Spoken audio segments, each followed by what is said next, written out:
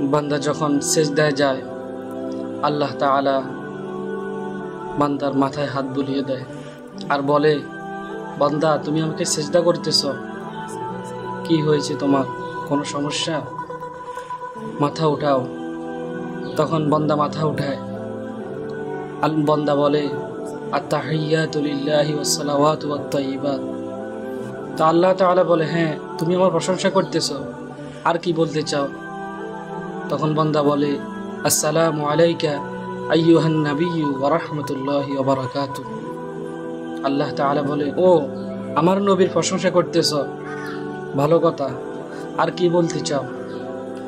বান্দা বলে, হে আল্লাহ, নামাজ পড়েছি, সেজদা করেছি, দুরূদ শরীফ পড়েছি আল্লাহর নবীর নিকট। এটার একটা উদ্দেশ্য আছে, একটা মাকসাদ আছে, সেটা হলো আল্লাহুম্মা ইন্নী যালামতু নাফসি যুলমান কাসীরা, যে আমি আমার নফসের উপর বহু জুলুম করেছি, বহু অত্যাচার করেছি। ওয়ালা ইয়াগফিরুয যুনুবা ইল্লা আনতা, আর এই জুলুম, এই অত্যাচার, এই গুনাহ আপনি ছাড়া কেউ মাফ করতে পারবে না।